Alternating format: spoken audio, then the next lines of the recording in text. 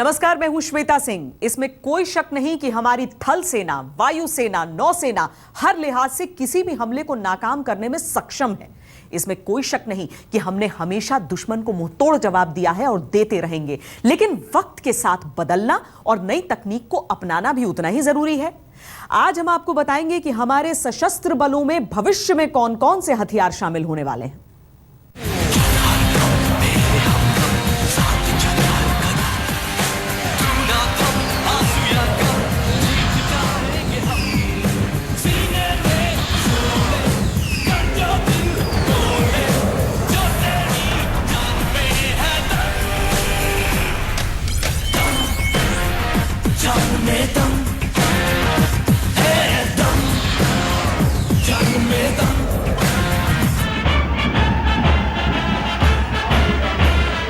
छब्बीस जनवरी 2016 को राजपथ की नजर से फ्रांस के राष्ट्रपति ओलांद जब भारत के गणतंत्र की झांकी देख रहे होंगे, तब हिंदुस्तान शक्ति संपन्नता की तरफ एक और कदम बढ़ा रहा होगा, क्योंकि इस मुलाकात के बाद दोनों देशों का रिश्ता और मजबूत हो जाएगा। और इस रिश्ते की मजबूती की अहम कड़ी होंगे लड़ाकू विमान राफेल।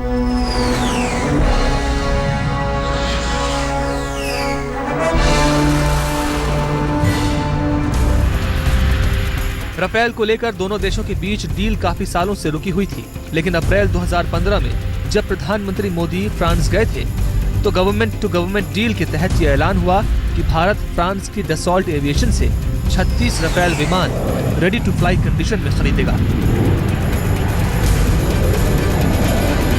मैंने राष्ट्रपति जी से 36 Rafale jets fly away condition में जल्द से जल्द दोनों सरकार के समझौतों के माध्यम से खरीदने की बात की है।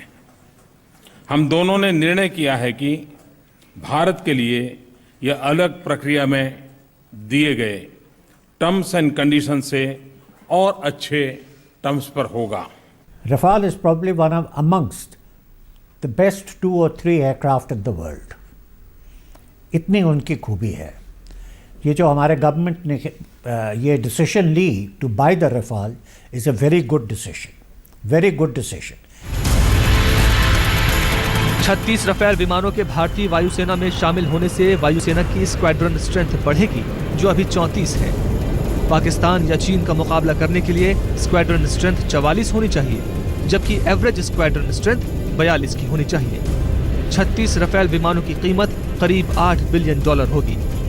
लेकिन ये जानना भी जरूरी है कि जो विमान भारतीय वायुसेना में शामिल होने जा रहा है, उसकी खासियत क्या है।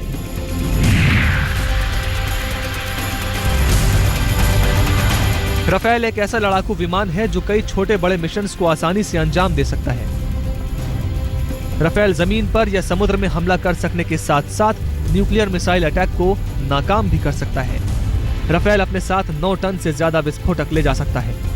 स्ट्रेटेजिक मिशन पर राफेल अपने साथ न्यूक्लियर मिसाइल भी ले जा सकता है। राफेल को हवा में ही रिफ्यूल किया जा सकता है। जो अभी जब भारतीय वायुसेना ने इसे चुना था, तो दुनिया के 6 जहाज़ों को उड़ाया था और फिर इसको चुना गया था। तो उसी से पता चलता है कि ये बहुत ही अत्याधुनिक जहाज़ आज के समय का है। मॉडर्न रेडार है, आधुनिक रेडार है।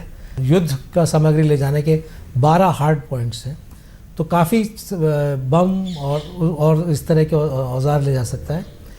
रेंज अच्छी है, इन फ्लाइट रिफ्यूलिंग है।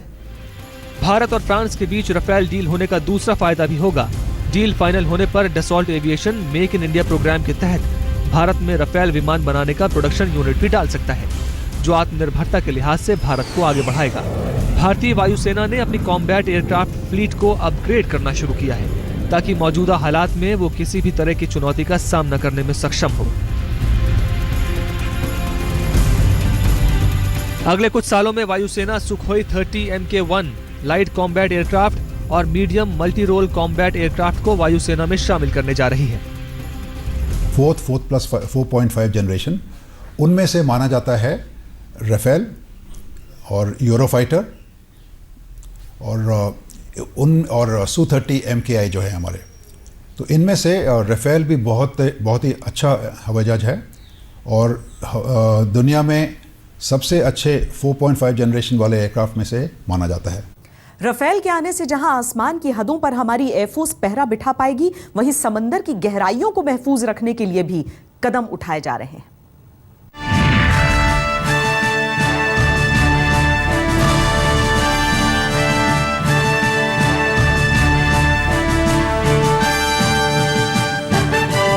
दुश्मन जमीन पर हो, समुद्र के ऊपर हो, समुद्र के अंदर हो, हवा में हो, बचना नहीं चाहिए।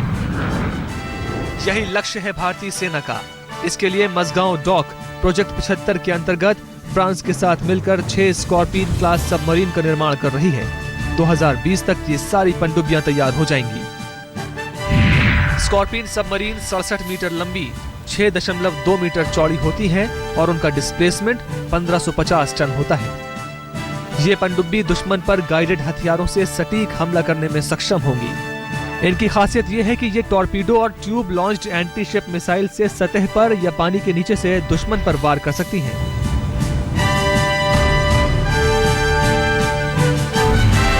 इसके अलावा वाइजैग में तैयार हो रहा है INS अरिहंत। अरिहंत परमाणु पनडुब्बी की एक प्रमुख इकाई है।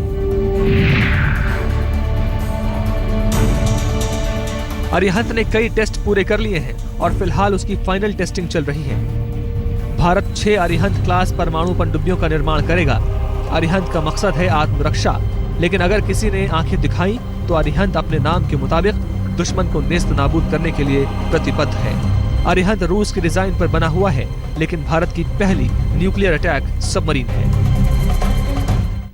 चुनौती कहीं से भी आ सकती है, लिहाजा विकल्प सिर्फ एक है, सतर्क और तैयार रहना। करगिल की जंग में इस्तेमाल हुई बोफोर्स तोपों के जलजले को कौन भूल सकता है, जिसने पाकिस्तानी सेना के परखच्चे उड़ा दिए थे। अब बारी उससे और आगे जाने की है। हिंदुस्तान तैयार है स्वदेशी बोफोर्स के निर्माण के लिए।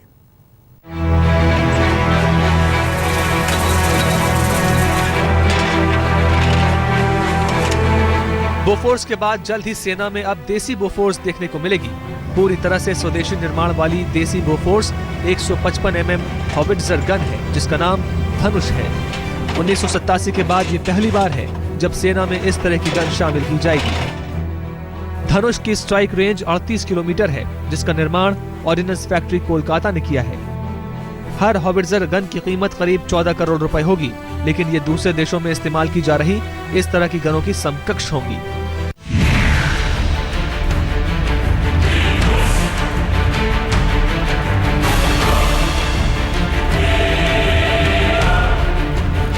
पाकिस्तान से घुसपैठ रोकने के लिए BSF एक नायाब तरीका अपनाने की सोच रही है। बॉर्डर पर आपने कटीले तार तो बहुत देखे होंगे, लेकिन जल्दी ही भारत पाक के पंजाब बॉर्डर पर अब लेजर की दीवारें नजर आ सकती हैं। पंजाब में भारत पाक बॉर्डर पर अभी 5-6 जगहों पर लेजर वॉल का इस्तेमाल किया जा रहा है, लेकिन BSF के मुताबिक अभी ऐसी 40 से 45 जगह और हैं जहां पर लेजर वॉल का प्रयोग किया जा सकता है। आमतौर पर लेजर वॉल नदियों पर लगाई जाती हैं, जहां पर फेंसिंग नहीं की जा सकती। लेजर सोर्स और डिटेक्टर के बीच अगर कोई आता है तो तेज सायरन बजता है, जिससे BSF को घुसपैठ के बारे में पता चल जाएगा। किसी तरीके से फेंसिंग को बिना टच किए हुए जो क्रॉस करके आते हैं, उसको रोकने के लिए ये जो है हमारा जो सेंसर्स है, वो हमको 100 मीटर से पहले या 50 मीटर से पहले या कम से कम 10 मीटर्स के ऊपर जो है ये सेंसर वो ऑटोमेटिक इंफॉर्मेशन इंटेलिजेंस देगा। somebody is trying to approach the fencing much before they touch the fencing.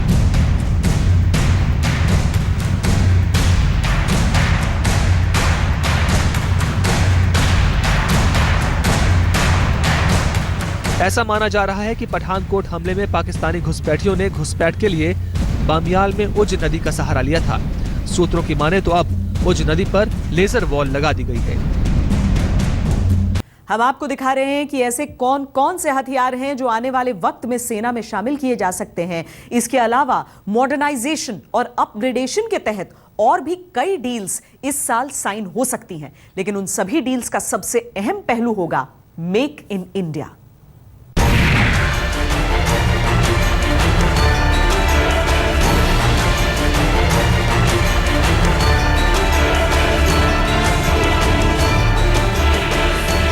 कूटनीति देशों के बीच होती है, लेकिन रिश्ते परस्पर होते हैं और रूस के साथ पारंपरिक रिश्तों ने हिंदुस्तान को युद्ध के लिहाज से हमेशा मजबूती दी, जिसकी मिसाल आने वाले दिनों में और भी ज्यादा देखने को मिलेगी।